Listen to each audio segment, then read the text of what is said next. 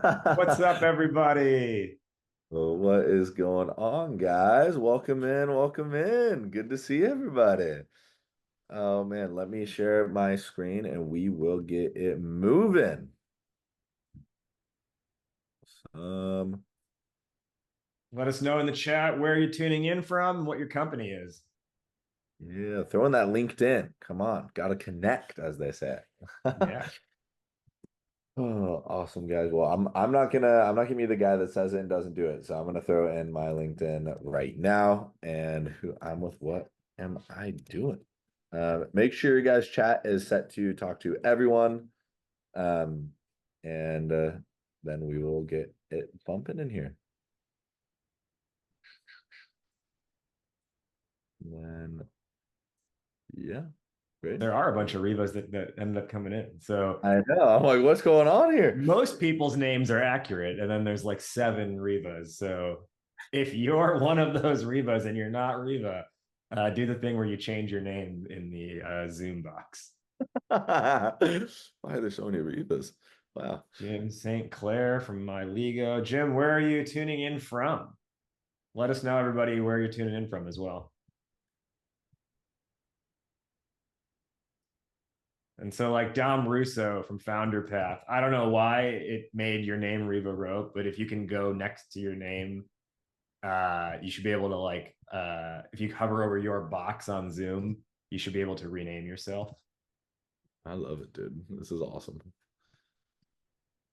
Biloxi, Mississippi, Silicon Valley, Austin. Phoenix. What's up, Adrian?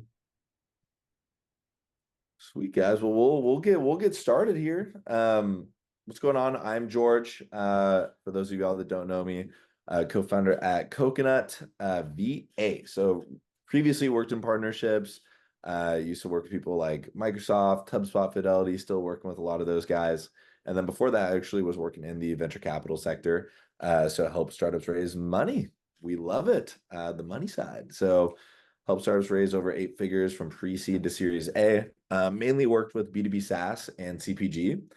And that is how kind of this whole thing came about of this book 30 investor meetings in 30 days. I used to book about 90 a month with different investors and then made a similar process for one of our clients at Coconut, and he booked 30 meetings in 30 days. So I was like, we should show people how to do this. And obviously with the pitch master himself of how to get the messaging right and how to actually get the money is why we're teaming up with the man himself, Raj Nation. What's up? Thanks, George. Yeah, a lot of you know me. If you don't know me yet, nice to meet you. Rajiv Nathan, aka Raj Nation, founder and chief pitch artist of startup Hypeman.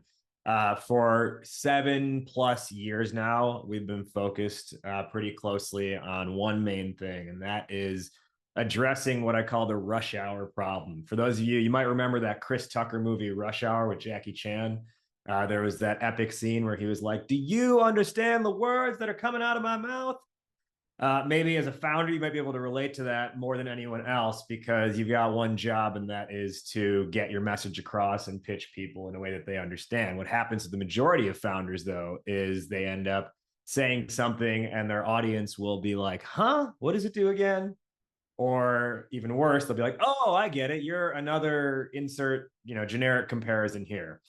And you really don't want people to not get it, and you don't want to be another anyone when the stakes are this high. You want to be the only you. So that's where we come in. I like to say we don't help you go to market, we help you become the goat to market.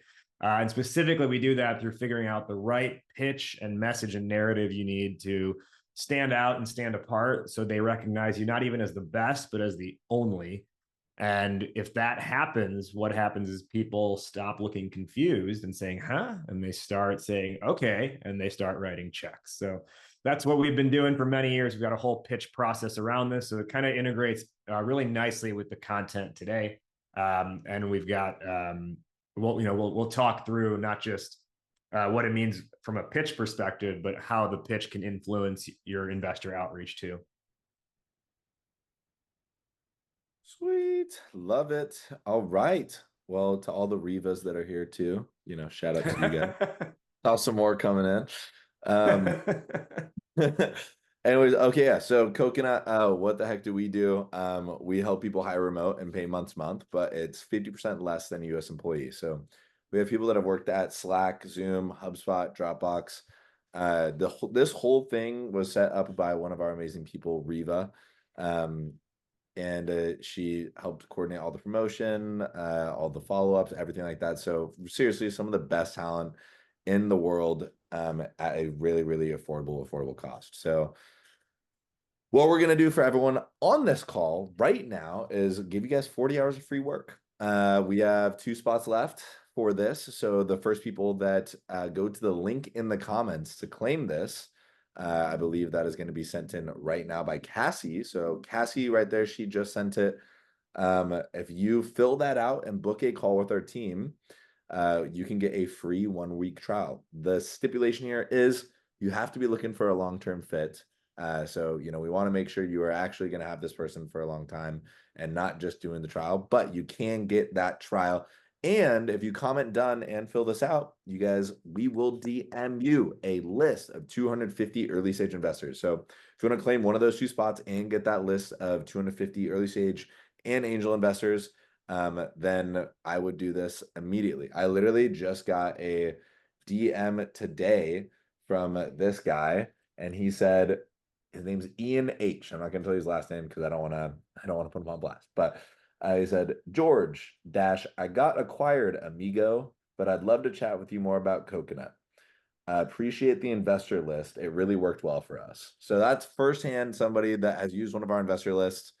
Seriously, if you want to use this and you want to claim one of these few spots that we have, go fill out that link and then comment done. We will check and then we'll send it over to you. So that is it. Be like Grace. Come on, get acquired, be profitable. Let's go. All right, guys. So just a quick go around of what we'll be talking about today is we're going to go over essentially the investor profile and identity. So the types of capital that you can access, the strategic profile of those investors, and then actually how to do this outreach. How are you going to get the data, where to source the data from, how to organize all of it, and then how to do it at scale, and then the messaging behind all of this stuff. How are you going to pitch this to these people in order for them to actually say, hey, I want to invest? And that's where a lot of this investor profile and identity stuff, where Raj is going to come in and really help out, as well as a lot of that messaging portion. So I'm going to hand it off to him right now. Just give us a one little more go around of what he does. And Yeah, I another. mean, yeah. Yeah, I kind of already covered it before, but essentially, I don't want you to let a bad pitch get in the way of a great product. Our thing we have a very thorough, very focused, and very intentional process. We call it your goat to market pitch kit. That really prepares you for every kind of conversation you're going to have. I think one of the best pieces of feedback I got last week from one of our clients was he said it was like we got a Lego model. Like you gave us the Legos in like battleship form, and it's great as a battleship when we need to use it as a battleship. But then if we just like move a couple of bricks around, it becomes a sailboat for when we need to sail that day. So you can think of that as like, it's not just about what does your pitch deck say, but really how are you approaching the 5 minute conversation, the 1 minute conversation, all those in between moments, things like that. That's how we approach this, and from a way that not only thinks through the lens of investment, but also your go to market customer messaging as well. And I think the next slide will be a cool offer that we have. I think. Yeah. I have never, this is the first time I've actually put this together in one form or one format before. So you all are the first to get access to this. If you want 5 of our best fundraising pitch plays, I'm putting the link in the chat right now. You can get it from that page there. It's a quick swipe guide from our big fundraising playbook of different techniques we have. These are 5 of the best plays that we've used over the years and our clients have had success with for when you're in your investor conversations. Cool. Love it. Awesome. All right. Well, let's get into it here, guys. So kind of the first step here is we're going to go over the types of capital and what does this actually look like and what does it mean. So yeah, the first step is actually what do you want out of this business and what is your exit strategy? So when you kind of are starting this, a lot of the people when they're pitching these investors, they're saying, oh my gosh, we're going to be the next multi-billion dollar company, yada, yada, yada. And it's like, yeah, that could be also a great option for you. But the reality is like, I've seen a lot of friends of mine even sell their company for 50 to 100, and that was awesome. And they are very, very happy now, and they don't have to be the billion-dollar company on paper or even 10, 20. So really understand where you're going with that. Raj, anything on the kind of just developing the exit strategy there? I mean, up front, you want to have some ideas. It doesn't have to be clear, but knowing what the end game can be is really helpful. I also just think from a building your company perspective, and again, it's not that like you have to follow what you say on day one, but if you think about like when you're think about like a puzzle, right? A puzzle is accomplishable because the front of the box shows you what the complete picture looks like. It's a lot harder to do a puzzle if you don't know what the complete picture is supposed to look like. So think of that analogy as you think about how you're building out your company strategy and how you start communicating with people who might potentially invest in your company too. 100%. And yeah, I would even say like explore other funding opportunities. Like Raj has, had crazy good experience and success with like pitch events, or even, you can look at grants.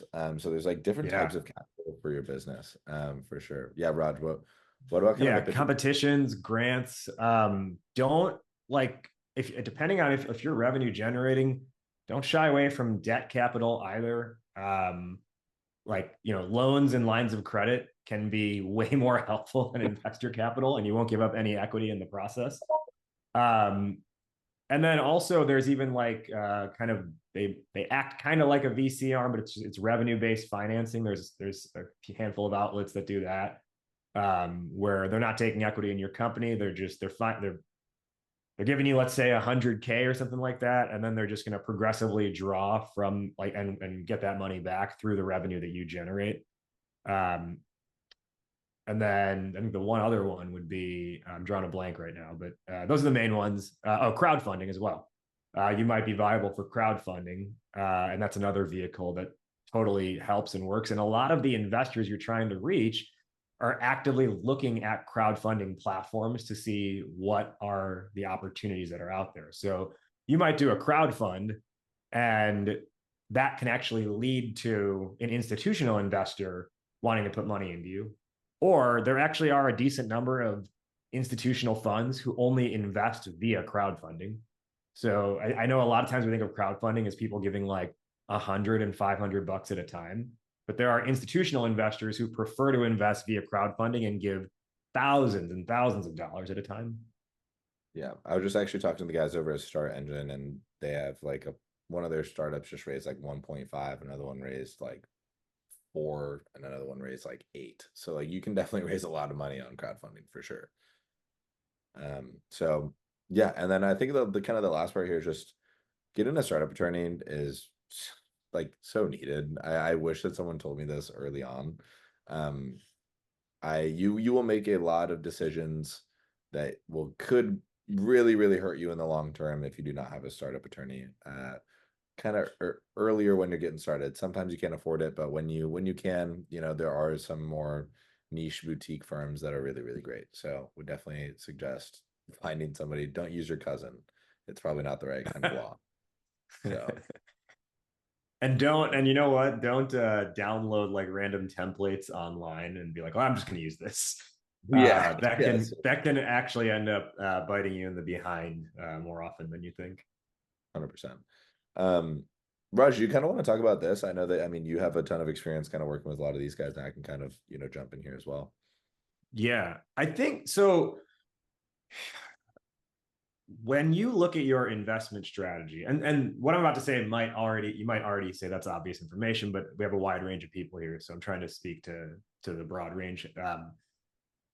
I think one of the most, when I talk to investors, one of the most consistent points of frustration is getting outreach from founders who do not fit the thesis of that firm. And this founder thinks they can be the one to break thesis because they've got, the disruptive, game-changing product. you are not going to break thesis, because if they were to break thesis for you, they are now no longer doing their fiduciary responsibility to their investors, and now they're potentially looking at investment fraud as a result. So really take the time to understand like what, like, do you fit a thesis or not? And that means doing a little bit of homework. Like, every VC defines early stage differently. You may say, oh, we're early stage, we're going for our first 500K. Some firms mean we give 500K to pre-revenue products. We invest early stage. Other firms, and then usually it says it on their homepage, they'll say we invest early stage. That means you doing at least $1 million in revenue. And we can argue the merits, and we can debate to the end of the day, like, how could you define one thing as early stage and not another? But that's how they're doing it, and that's how they're trying to create an initial screen. So make sure up front you're aligning to a thesis. And then George, I'll let you kind of hop in from here, and then I'll add some more comments from there. Yeah, could not agree with that more. Like, especially when I was working in kind of the VC side of things, that was the biggest gripe among all investors was if I get another person that hits my inbox with some generic email, I'm gonna lose it. And also like know what the check size of the individual is that you guys are trying to reach out to. Like a lot of times I had founder friends and founders that I'd worked with that are reaching out to Series B firms and they're a seed stage company where it's like, why are you hitting up the B? Unless it's to have an actual strategic conversation later on, where it's like, hey, like my goal of this conversation is not invest now. It's, hey, let's just establish a relationship. That's different. But usually it's a large blast email to 500 people that says, hey, what's up? Wanna just chat? Like, miss you guys. And please invest. And, it's like, well, hey, we're a Series B. We write $5 million checks, $10 million checks, and you're raising, $4 million. So like that probably isn't going to make a lot of sense. So yeah, research their thesis and make sure that, you're actually going to reach out to the right firm and the right individual. Same with angels. And usually angels have a lot of that information kind of either maybe on a personal website or on their LinkedIn, or usually that information is pretty easily accessible. And also cross-referencing with what other companies have they invested in? Like, does it also align with what you were doing? And I think a big part of this as well is you want the right types of investors. There are really bad investors out there, like just like there are really bad humans. You also want people that can give you the exposure and make the right introductions to the right individuals. Like that's why a lot of people take on so many great angels, right? Because they have such an amazing network where they can give you, intros to a partnership with HubSpot. And let's say that, your tool integrates into CRMs, right? It's like, that's kind of a no-brainer for you. And they maybe are really tight with upper leadership there. So research that stuff. Know, are you supposed to go after VC? That's probably more of like the seed stage, Series A kind of arena, as well as like angel groups are at seed and probably pre-seed, as well as individual investors can go from pre-seed to Series A. But usually I would say VCs are like Series A around. Is kind of when they come in. But a lot of them, will do seed rounds as well. Cool. All right. So this is something that I feel like everyone kind of spends a lot of time on is like, you're hiring someone to create this beautiful little deck for you. And it's like, dude, don't do that. Like, go look at Uber's deck when they first launched. It's literally just white with like 5 bullet points on each slide. Or go look at Sequoia's deck when they raised from like LPs. It's the most simple thing you'll ever see in your whole life. And 90% of the time, 99% of the time, when these people are investing, they're investing in the founder. They're not investing in, I mean, they'll invest in obviously the idea as well, but it is the founder. Are they going to be able to execute this? What is the market size of it? So it's on how you present it. And if you are not involved in every little detail of this from the beginning, it's not going to go well. So yeah. And then last thing is just dude, if you make an investor sign an NDA, like they will laugh you off so fast. Because an idea is just an idea. Without execution, it's not worth anything. So I would say stray away from that as much as possible. Raj, anything else here? I know you're kind of the pitch deck master, so. Yeah. So what the no. um, Here's the reality. So like I think the Uber deck or like the Sequoia deck. Sequoia is a little bit different because they have such clout that they can just kind of get away with being like, here's what we're doing. So get on board. I think we've graduated a little bit beyond like the Uber Airbnb days, just because like startups and investment in VC is so much more mainstream than it was 18 years ago. So there is a little bit more of a standard. What I will say is, depending on the stage you're at, and typically if it's pre-Series A, you don't need to have like Apple level design, but you need to have something that's like passable and doesn't have like a Microsoft Paint kind of look to it. This is actually why, in our process, like we created like a turnkey design process that doesn't cost a crap ton of money, because and it kind of gives something that's visually appealing and doesn't eliminate you from the conversation because it's designed poorly, but it also doesn't need to be, again, the best design thing ever. Um, that second check mark there, I think, is really important. Your message and how you present it really matter, because what you're putting into the pitch deck, the story that's in there, the points you're trying to convey, that's really what matters. And where design impacts it is the design enabling your point or is it disabling your point? That's how I would encourage you to think about the deck itself. Um, but also keep in mind, unless you're like on stage at an event or a competition or a conference, you don't frequently like go into a meeting and uninterrupted do a 7 to 10 minute pitch. It's usually more of a conversation. What your pitch deck needs to do is be constructed in a way that you know how you want to run that conversation and how you're going to respond to questions. And you may never actually pull out the slide deck in that meeting, but you kind of want to, in your head, be thinking through how this topic was a slide in your deck, and you're just conveying what you know because it was visually represented for you previously. That's how I would tell you to approach the pitch deck. And that's what most frequently is the way pitches are done when it's like a closed door meeting. Maybe you'll have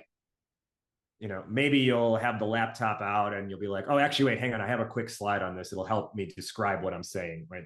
Those are the kinds of ways that it comes up. But you want the message and the story of your deck to be the thing that you mentally reference to have the conversation. Yeah, completely agree. Completely agree. Okay. All right, so real quick, your question about done at the beginning. George mentioned if you comment the word done, you'll get access to a list of angel and early stage investors. I believe that's what that was for.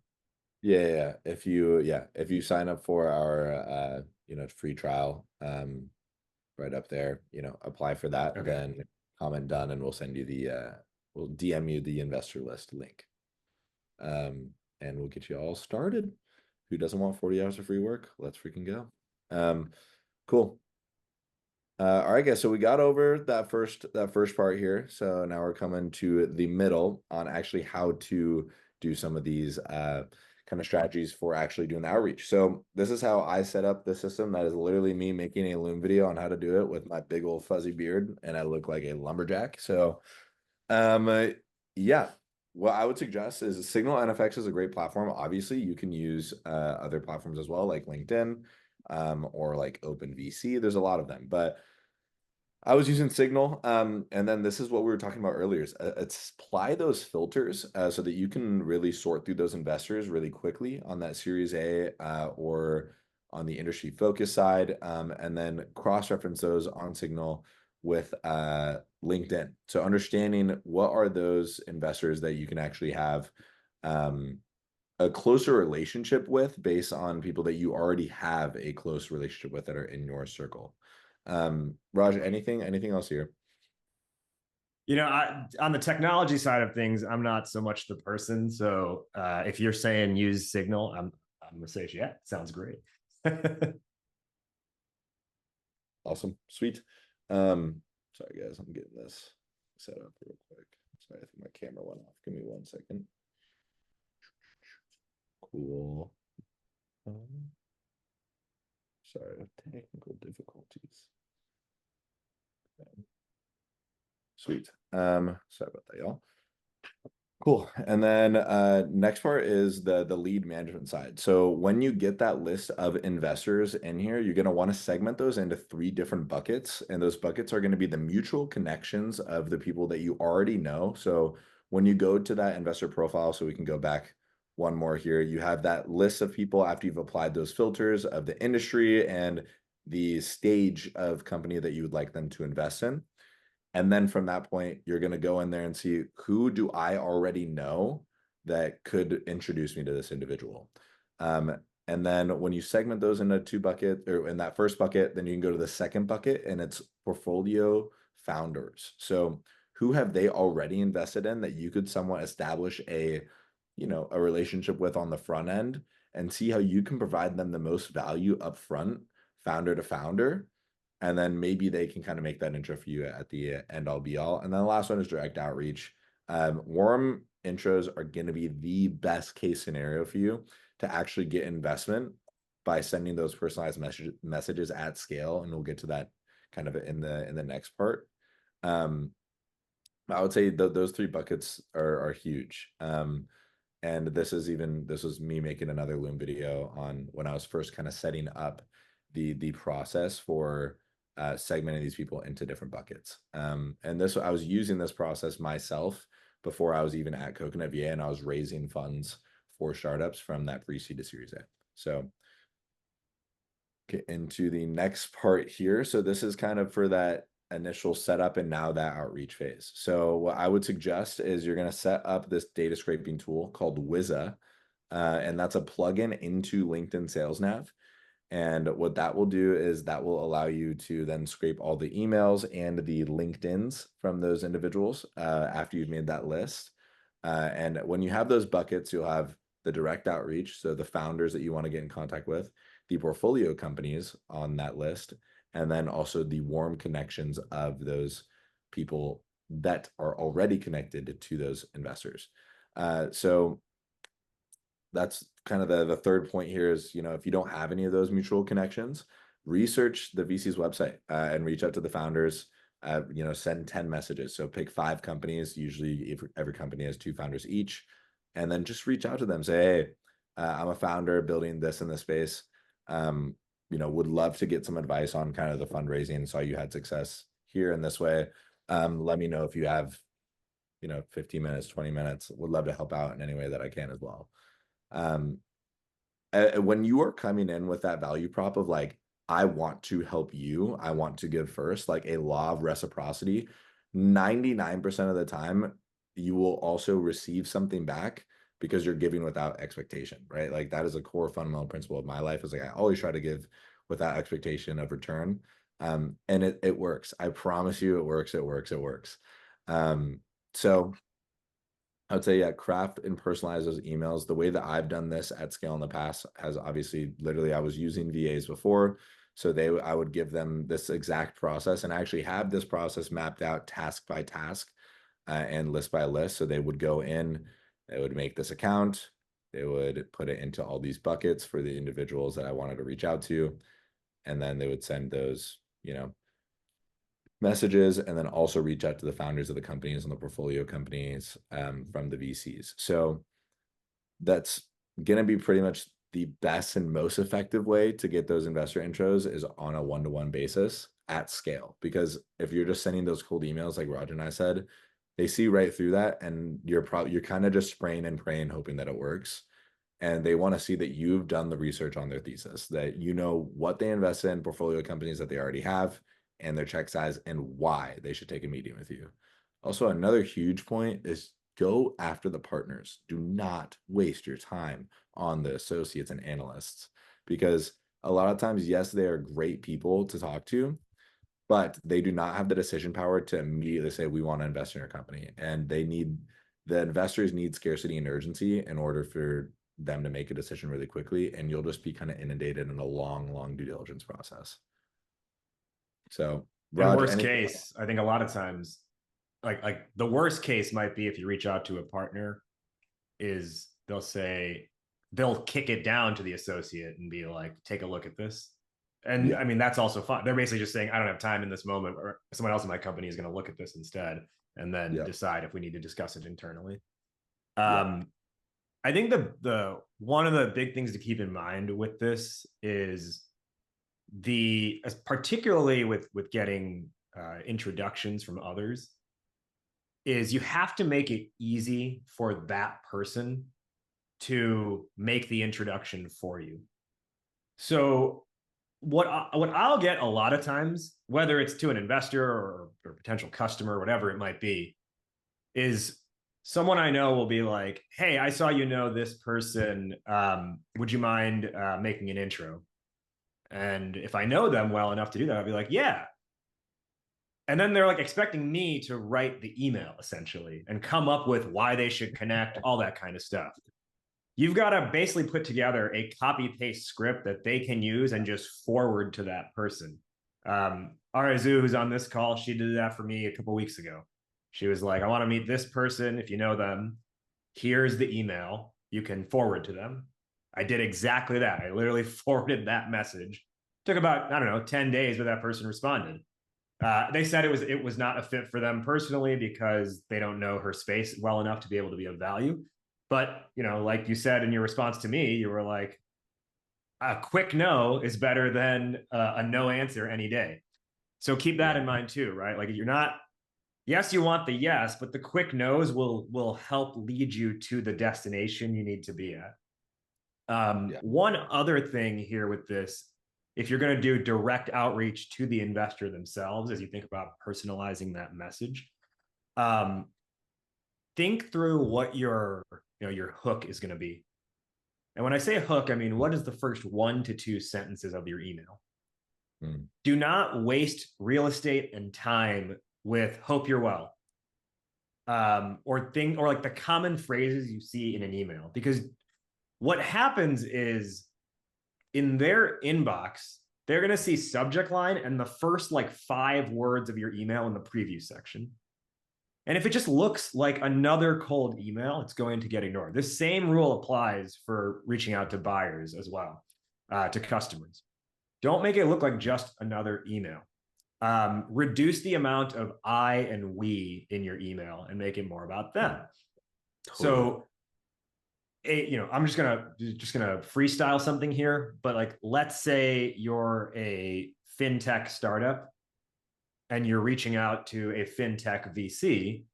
You could be like, "Hey, so and so, saw you just made an investment in Acme FinTech. Love it. Uh, I'm really curious to see their potential now, particularly in this area. Since you invested there, thought you might want to take a look here as well." Yeah. And then you can just do a couple quick bullet points that explain the company. And as you do that, for the love of God, strip out the buzzwords. I think George might have said this earlier, just generally speaking, but like, I like, do not put in that email, "We're innovating a whatever $1 billion industry. We've got a breakthrough game-changing technology," right? Like, talk in the language that people talk in, right? And I promise you, when you're in like a casual conversation with someone, 99%, if not more of you, when you're like, I don't know, talking to your friend about your product, I'm pretty sure you're not like, "Oh, I'm really motivated by the breakthrough technologies we're achieving at scale in this field," right? Talk like how you'd talk to a friend. Maintain a certain level of respect, but talk like how you'd talk to a friend. Yeah. It's so funny that you said that because I'm looking at my investor outreach template that worked when I was kind of, doing the fundraising thing, and I still have it in my Notion. And the headline was portfolio company. And then it was in parentheses, first name, and then like the connection, and then their first name. So like, Mm-hmm. George, Kyle. And then said, "Hey, I Yeah. saw you invested in blank company name, example, Grapevine that does blank donations for different causes for blah, blah, blah. I love the mission. We want to do the same with AI reading," was like this guy that I was helping out. We do AI reading within the B2B SaaS sector. We're starting our Series A. Shaq was on one of our lead investors, and we're growing quickly. And then also saw your LinkedIn post, saw that you blank. I mentioned some activity they did, accomplishment, or Yeah. information. And then also hit them up on LinkedIn. That was an email that I'd send, and I just make it very ambiguous. So I'd say, hey, investor name, I just sent over an email to, and then I'd put in their email, and then would put 2 dashes saying, looking forward to catching up. That means 99% of the time that guy's going to check his email and be like, what is he talking about? Right? It's like, he just sent me an email. Like, did we talk? Do I know you? What Nice. does it mean? And then for the founders, same deals. Cool to see what y'all are doing over at company name. I saw your LinkedIn post. Congrats on, and then whatever company description. Example, I saw your LinkedIn post on blank. Hoping we can catch up over a coffee soon. I saw that blank VC firm invested in y'all. Do you have 15 minutes to talk about your experience with them? Let me know. And then that Yeah. was it. Okay, we're seeing 2 hands. Go for it, guys. I will do live questions. Why We'll not? go Arzu first, then Asal. Thank you. By the way, for those of you who haven't worked with Raj, I want to put in a shout out to him. I did. He gave me to say this to you all, but his work, Thanks. bar none, is the best I've seen. So he's good. Question here. So, a lot of this is experimentation, right? You send one kind of template, you see what you get. You say. So, one question I have is, I sent a message to somebody, a cold message, and said, we're fundraising. I'd love to tell you more about what we've built and what we're building. What's the best way to connect? And just that. I didn't say what the thesis is. I didn't say, I know it's a fit, but he doesn't know. But my point is, I want him to read my email. But now that I'm hearing about it, I didn't give much information. It's like, so how do you give just the right amount of information? Because they're all looking at this on their phone, right? They're all seeing the first line and then they're moving on. So how do you give the right amount of information in that first sentence? And then the second question I have is, if somebody has, let's say, somebody has invested in my competition, which is in my space, they're not going to invest in me. So to go and say, oh, I saw that you went and invested in this other company, while interesting, isn't that a little useless? Yeah. I'll answer the second question first. Let me just pop in on that one real quick, George. Look for adjacencies, not direct competition. So in your case, let's call it like FamTech, because I know your company, right? Look for an investment in another FamTech company that does not overlap with you, but is complementary to you. Yeah. George, go ahead. I was going to say, at least for what you're kind of saying for that first question, is from what I'm understanding is how do you grab their attention, right? That's kind of what and then make sure they read it and follow up with you. The best way to do that is to drop in very, very eye-grabbing either stats or high pedigree people or organizations that would make that person want to follow up, to prove that you are a good investment, that also you are looking to partner with them, and obviously get that investment, but you are never begging for the money, because reality is you're a badass founder that can do this, right? And like, you can bootstrap it yourself if you really need to, but like, you can, it is they need you just as much as you need them, is what you want to convey. And it's honestly having a lot of ambiguity, like be kind of give just enough with just a little. So I'll do an example for you in real time. So I'll say that I was building an AI CRM or something like that. I say that I went to Stanford, or say that I didn't go to Stanford and I went to a well, whatever. Like any stat for me, I did not go to Stanford. But I generated a ton of LOIs and like contractual agreements for my first startup in a very short amount of time. So I said, hey, we got 150K in contracts and LOIs in 8 weeks. We also have signed people on like Start Engine, Cap Chase, and like some other big names.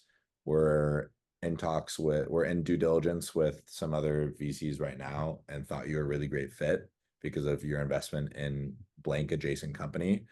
If a partner has 15 minutes to discuss over a call next week, let me know.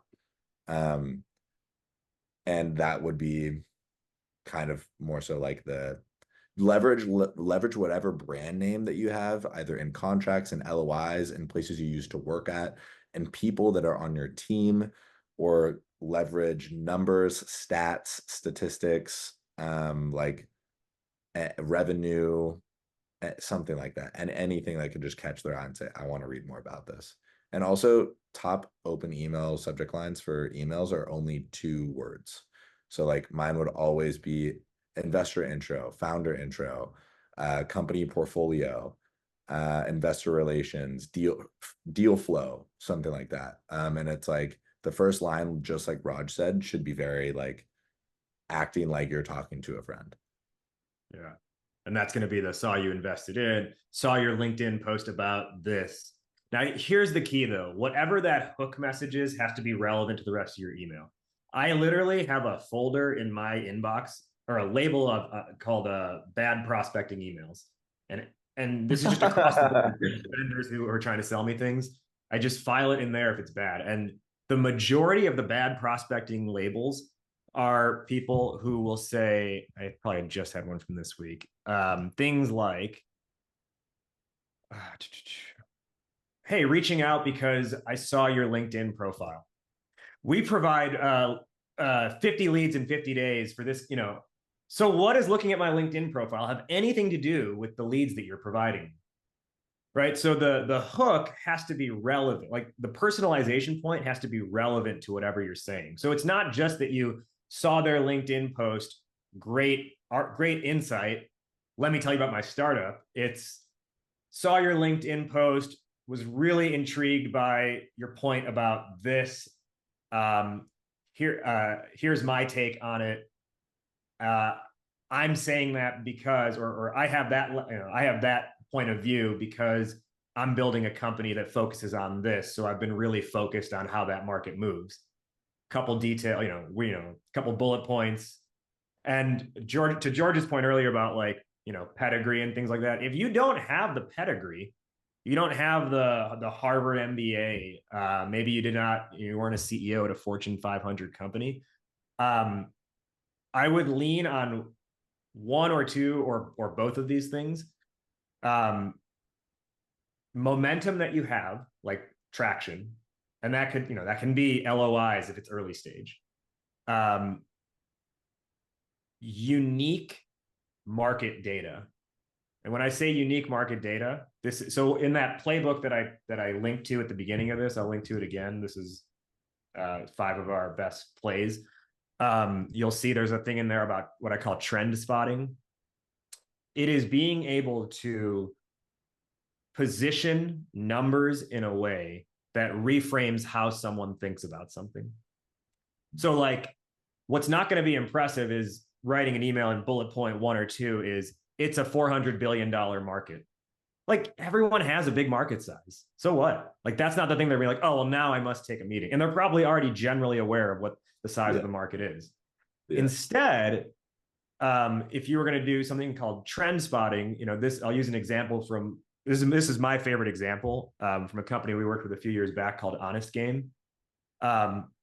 1 in 5 households spends more on their kids' sports than they do on their own mortgage. That's a stat that makes people's eyebrows go up. They lean back or they lean forward. They literally have a physical reaction when they hear that. And for you who are on this call right now, maybe you had a similar reaction. If you like, that makes someone reframe how they were thinking about a category or how they were thinking about an industry. So that's the kind of number I would throw in there. And then the last thing I'll point out here, just as it builds on top of all of this, what works really well is, and this is something like when we do our process with clients, we'll give them an audio recording of their 1 minute elevator pitch. I don't know if we were doing that when you were working with us, Arazu. You might have it. I don't remember. You have one? Okay. So like that's a great marketable asset to use to say, so you do your email, then you can just be like, attached is a quick audio clip of our 60-second elevator pitch for how we talk to our customers to give you more context. Let me know if you want to learn more. And now they can actually listen to how you speak to your customers. And then they can get a sense that, oh, this person has a good value prop for their audience. And then it's easy for them to forward that to someone else and say, hey, have a quick listen. Let me know if you want to meet the founder.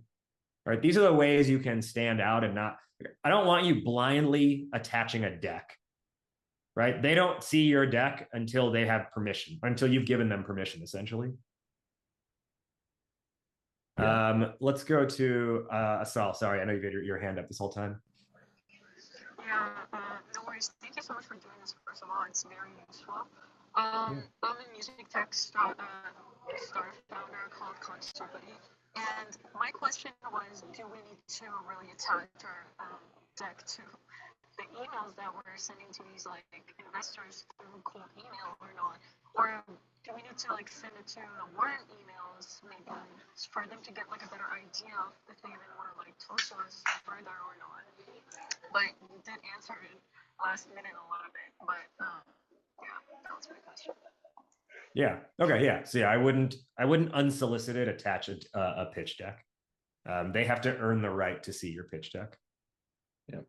Hook, line, and sinker. That's exactly what you're trying to do with them. It's just get them as interested as possible. Most people think that they have to close on the first meeting they get with the investor. Honestly, you're kind of trying to string them along as much as possible to get them to want to go to another meeting with you. Yeah. Which is why that audio file is such a differentiator in an email. No one's really doing that. And they can be in line at Starbucks looking at email on their phone, waiting for their coffee to be ready, and they can click play and listen to that thing, right? So you're able to like create a little bit more almost like usability with them, and then you can quite literally get your message stuck in their head too. Cool, awesome. Anything else we can answer, guys, before we head on to the next one? All right. Good questions so far. Cool. All right.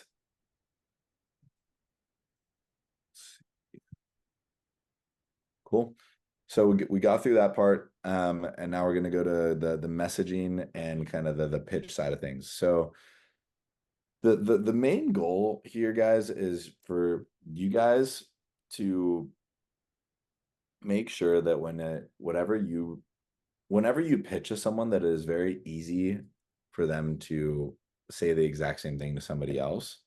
And also for this to kind of have a network effect as well, right? So like you want to come in there and avoid the buzzwords like revolutionary, disruptive, sustainable. Like every single person is using these words, like every single person.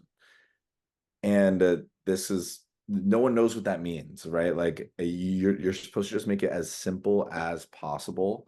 Because if I'm not an expert in CRMs or logistics, supply chain management, or biochemicals, and you're pitching me on this, like I've studied it for 20 years, one, I'm going to feel like an idiot. Two, I'm not going to understand it. And three, there'll be no incentive for me to want to ask any questions because it is so complicated. If you're just going to continue to answer in these really complex scenarios. So kind of just the last part here is like, just make it simple. And you want to be able to also find the pain point enough for someone to repeat this to somebody else and reach that future investor. Raj, anything else here? For those of you who are building an AI solution, I challenge you to come up with how would you describe it if the words or phrases AI powered, AI fueled, AI enabled were banned from the English language? How would you then talk about it? And I challenge you to come up with that and make that your message. And then you can always at the end be like, by the way, it uses AI. Another thing that it's not so common now, but it was a few years ago, but people are still building things on blockchain, right? Everyone who builds on blockchain leads with, we are a blockchain enabled whatever. That to me is the equivalent of someone who's not building on blockchain opening with, we host on AWS. Right? Like no one would ever say that because it's just like a thing in your backend. It's not unique to you. So get away from making the technology the core focus and lean more into the actual value of the thing you have. Yeah, agreed. And Jim, speaking as such a company, we never say block. Great. You are in like the 1% that doesn't. I love it. That's awesome. But yeah, ultimately your technology, your AI, your whatever is a vehicle to provide value. It is not itself the value. Amen. Amen. Well, guys, any questions? We got, about like, 7 minutes, something like that, 5 minutes. Answer any questions that anybody has. We are here to help in any way that you'd like. So, take it as you will. Hop off chat, raise your hand, whatever it is, and we'll get it going. Yeah, we're super stoked to be doing this with you guys. Again, thank you guys so much for coming too. This is fun. Yeah, this is cool. This is really cool. I love the questions. Honestly, really, really love the questions. I'm also happy to. You have a question. Oh, yeah, go for it. So it is fundraising season. And the investors are being bombarded through cold outreach, warm intros, in-person meetings through these networking meetings that are happening. I mean, you name it, it's happening. What I've realized, what I'm experiencing is even warm connections are not getting a response. Even in-person meetings that we've met in, networking, and they're just not responding. So how does one really stand out given the climate?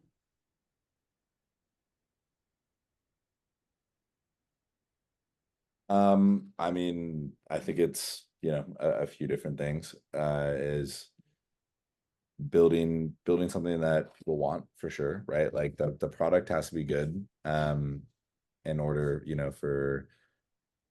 and the pain point has to be very clear. I think a lot of people are building a solution and look for a problem instead of finding a problem and then building the solution, which is a difficult thing. So it's also being nimble enough to, pivot very quickly to try to find PMF. But at least that's not what I'm asking. So that's fair. Thank you. I just want to make sure that I ask the right question. The question I'm asking is, I guess let me rephrase my question. Given that investors are being bombarded with emails and meetings, et cetera, how many times do you follow up before you give up? Gotcha. Good question. I think, and I know you've got a solid product and a clear pain point you're solving.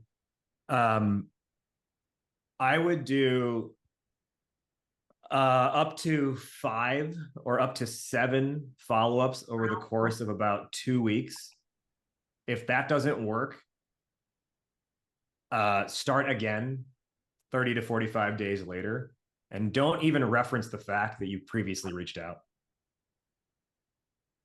Act as if it's brand new, or like that you've never tried getting in touch with them before, rather.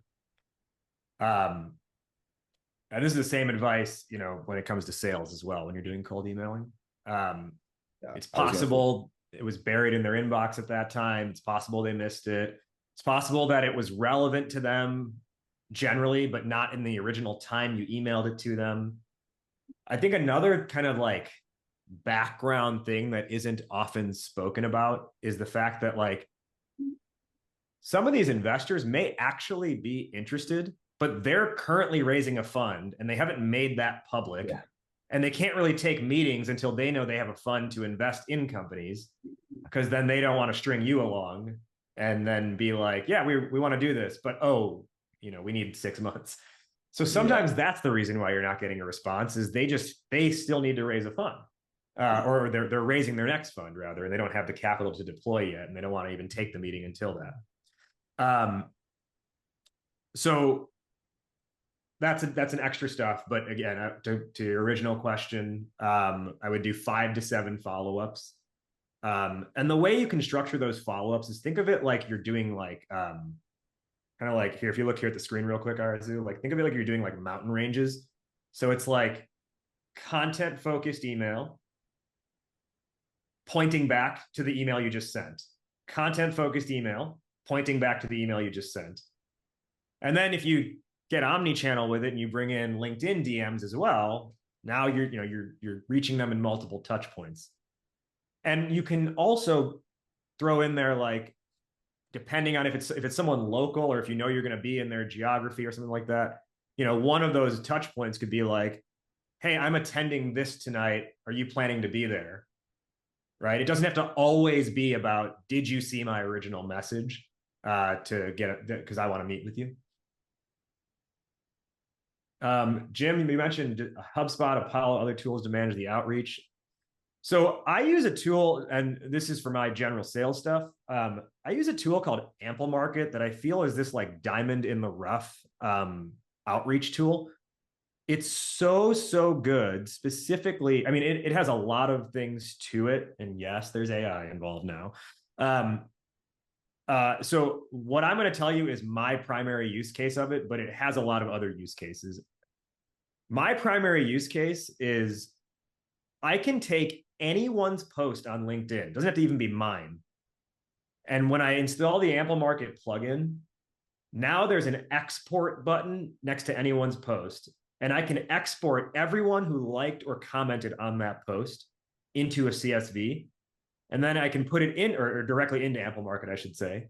And now I can build a personalized campaign off of just that post. And then even as you're building out the templates in Ample Market, you can even create, like, they call it liquid syntax, where I can be like, if they only liked, send this message, have line 1 of this email say this. If they only commented, have line 1 of this email say only this. And then you can even characterize it further from there, like if, because they'll enrich the data as well. So then it'll be like, if title is CEO, make this line 2. If title is VP, make this line 2. Right? So you can take one email template and then create multiple scenarios, and then each of those people will get the email meant for them without you having to individually write out a different email every single time. That's sick. What is that tool? It's called Ample Market. And I'll throw I literally, like, last week, because with friends, I've been talking this up. I got into like their like affiliate program. So I'm going to throw the link in there. If you want to try it, just use my affiliate link. That way I'll get some credit for randomly propping them up online. I got to find where my link is, but I'll get it for you. Another question, Raj and George. Yeah. I'm going to have to, I have to jump, guys. So I have to run to another meeting, but Roger, you're more than welcome to stay back. Will the chat stay live if you leave? So. Yeah. Okay. All right. I'll hang on for a couple more minutes. Just Bye, a quick guys. one, Raj. Thanks, George. So Raj, knowing that in a couple months, most of the investors are going to be off the horizon.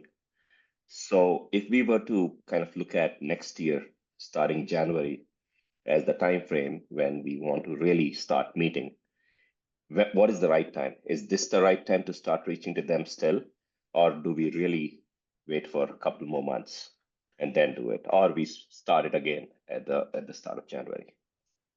I'm not going to say starting in January is bad, just keep in mind a lot of other people will also be starting in January.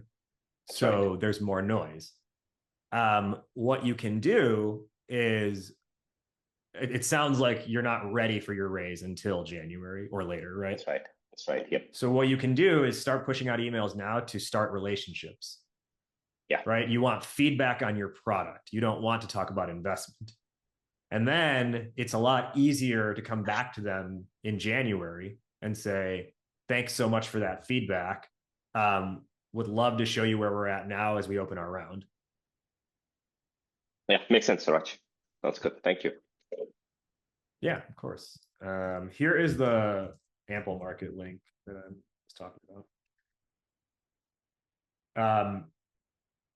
They also, what I also love about that tool is, and again, I use it more for sales purposes because I'm not raising capital for myself, but they have a thing in there where like they will scrape who attended conferences, and you can basically just export. You don't even have to have attended the conference yourself, and you can get a whole lead list of people who are at a conference. I think in their more upgraded version, you can also request a list specifically if you don't see it already in their database. Like they'll probably have like, I don't know, the what's TechCrunch's conference called? Disrupt. They'll probably have like the Disrupt list in there or like the SaaStr list in there. But if you have like a, an industry specific conference, like Anubhav, like maybe in your case, you have like the Creative Writers Association Summit. You could very reasonably request to Ample Market that they put together, that they scrape the data list off of who registered for that summit. Yeah. Yeah, got it. Thank you. Yeah. I can do like one more and then I gotta go because I'm starving and I didn't eat breakfast. Raj, can you give me 1 minute after this is finished? Yeah. Do you want to just call my phone? Sure, I'll call you. Okay. Thank you. This was awesome. Thank you. Of course. Okay, everybody, I'll jump. I'll get this recording up on the Startup Hypeman YouTube channel in about a week. So just go to youtube.com/startuphypeman and subscribe and you'll see it there. CoconutVA may also post it on their channel, and then you'll get some follow-up messages from both of us. And again, if you want those resources that I shared about our different pitch plays you can put into your fundraising efforts, just use that link that I put in the chat. And I'll send a group follow-up email with access to that link if you can get it in the chat today. Appreciate y'all. Thank you, everyone.